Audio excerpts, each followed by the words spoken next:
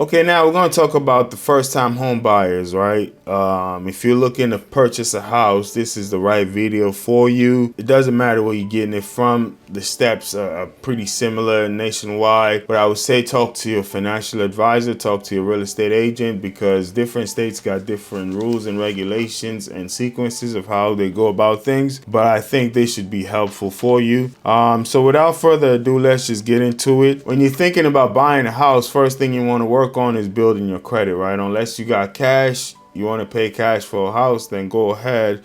But if you don't have cash to just buy the house up front, you want to build your credit. You want to get it between 680 and 800. The FHA program, we're going to talk a little bit more about that. But the FHA program really is supposed to accept credit scores at 580. But the lenders, the FHA cannot force a lender to loan out money, right? They can insure the loan, but they can't force a lender to loan out money. They can enforce like discrimination if they see a lender is not giving out money to clients based on whatever protected classes that they are. But other than that, if your credit score doesn't meet the lender's requirement, then that really is on you. So I would say, even though they technically say 580, you want to get above 680 and just to eliminate all problems, just make your life easier. Work on getting your credit score up, right? And a few things,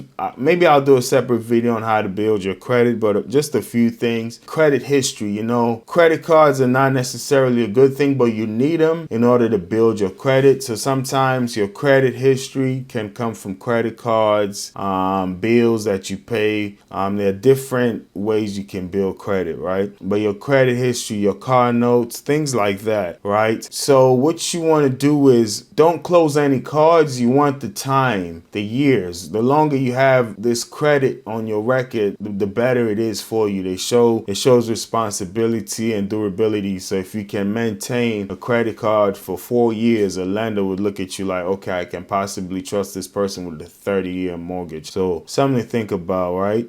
Don't close any cards. You want to keep them. When you close a card, it drops your credit. So keep the cards open. Just keep the balance on them low, right? So keep all your balances low. Don't make any major purchases if you make a major purchase, just make sure you pay it off by the end of the month so it doesn't ding your credit score. So, let me phrase that correctly, right? You can make major purchases as long as you pay it off by the end of the month. Keep that credit balance low. We'll dive a little deeper into that. Secondly, you want to save up earnest money, right? And down payment. Earnest money would be the money that you're going to put down to show the lender or the seller that you're serious, right? Because we read like in Upper Marlboro houses, you get 3 offers, right? Per listing. So if you want to sell your house, sellers get 3 offers typically. So as a buyer, you got to put that earnest money down, because this seller now got 3 offers and you want to put some money down just to show, hey, I'm a serious buyer, right? I definitely have intentions to actually purchase this property. So the the seller can not pass up on a better deal, right? So we got 3 offers as a seller. If they go with you and then you walk out of the deal, that seller has lost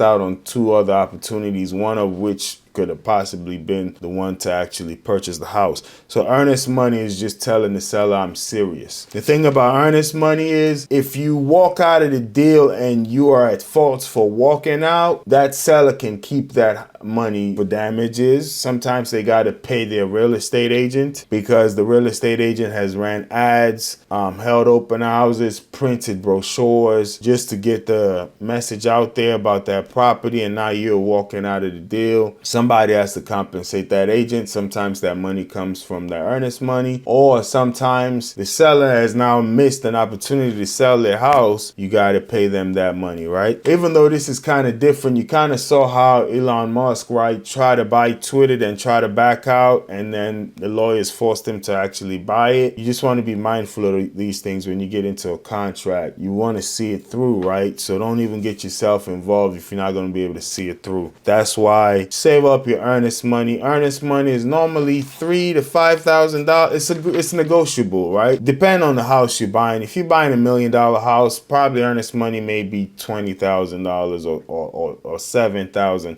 Nothing too outrageous. Maybe $7,000, $10,000. If you're buying a house for $300,000 or so, you might want to put $3,000 down.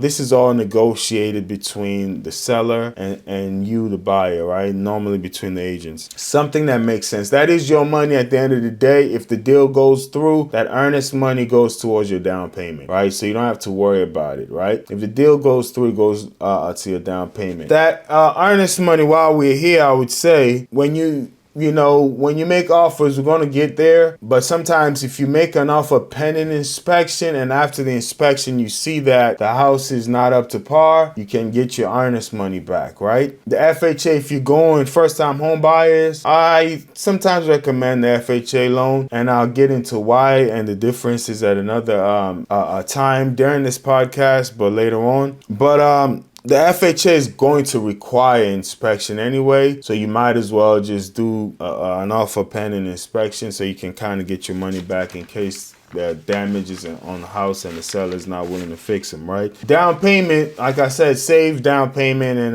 earnest money. So the down payment, you're already going to have your earnest money in that down payment, right?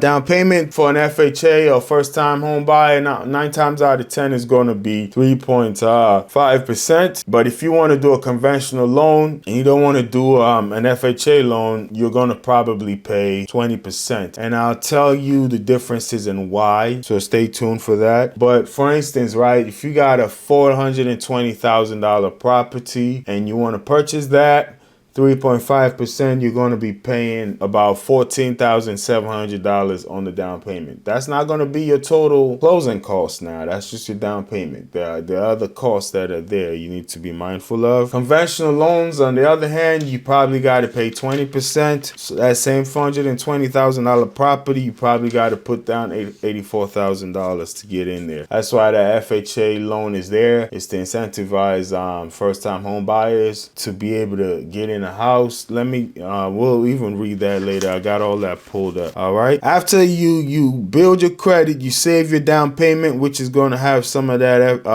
earnest money in there. You want to secure a source of income, obviously a job or maybe an inheritance, whatever. I don't care how you get your money, but just know that the banks are going to probe into how you got that money. So you definitely are going to need to prove where you got the money from. And we'll talk about underwriting and everything. Why get your good source of income, because they're going to dig into everything, right? So you built your credit, you saved your money, you got your proof of income. Now you want to talk to a lender and get pre-qualified. You can talk to your bank, you can talk to a hard money lender, you can talk to whoever you want to talk to, but talk to a good lender, get a financial advisor, get pre-qualified, a credit union. There are different ways to finance a house. The reason why you want to get pre-qualified, it's a letter that's kind of good for 4 months saying they did a credit check on you and they're willing to lend you $420,000, right? As we've been talking about. Let's just stick with that number. So they're going to lend you $420,000. That way you got your earnest money. You go to the seller, you're making an offer, earnest money, pre-approval letter. They're going to take you serious, right? I would say next step after you got your pre-approval letter, you can find an agent. Or you should have probably done that before. You don't necessarily need an agent to buy a house, but you may want to get an agent because it's a big purchase, right? You want somebody who's going to be able to get you the best deals, watch out for your best interest, because you can easily go into a contract, back out, lose that earnest money. Just so many things that you may need to know. So just find an agent. Then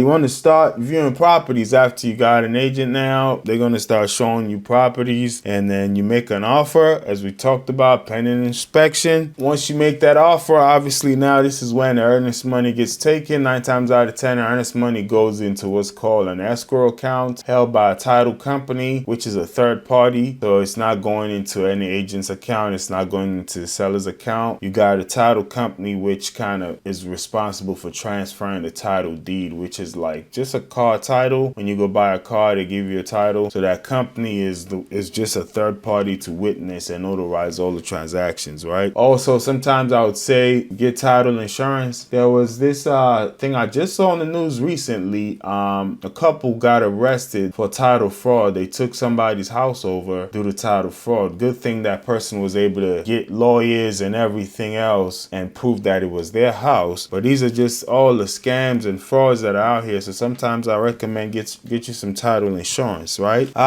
So once you make an offer, as I said, sellers in Upper Marlboro kind of get 3 offers per house. So now sometimes they would make a counter offer. You offered 390 grand, they make a counter offer, and so on and so forth until you meet the minds and you get to a point where you agree on what you're going to do, right? The dollar amount, the days to close, all of these things. That's why you need an agent to go through all these different things with you. And then after that, now you're going to underwriting. Underwriting is the intrusive part of things where the lender now really digs into your finance. They just kind of did a quick scheme of your finances to see your DTI ratio, is your debt to income ratio, to just see all those things. They just ask you general questions. Hey, do you have any car notes? Do you have any student loans? What are your bills like? But now underwriting, they're not just going with your word. They want to see everything. Bank account details. They're going to look through your bank account.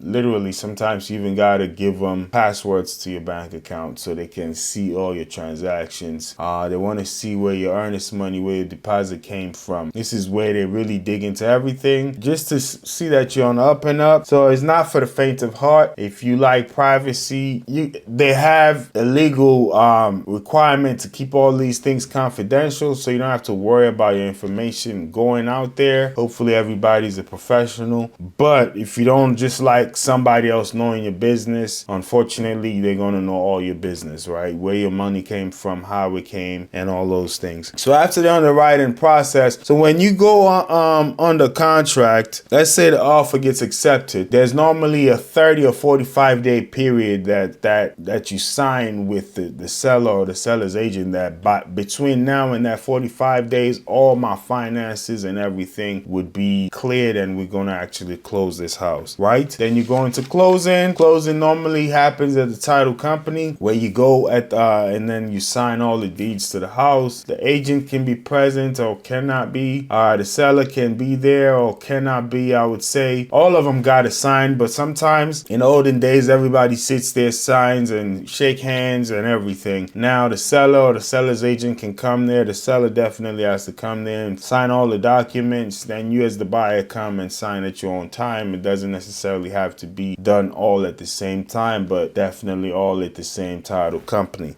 So I hope that helps. If you got any questions, my information is in the link down below. You can reach out to me and we can discuss this. And if you're looking to purchase a house, good luck on that. Especially if you're in the area of Upper Marlboro, just feel free to reach out to me and we can get you more answers. All right.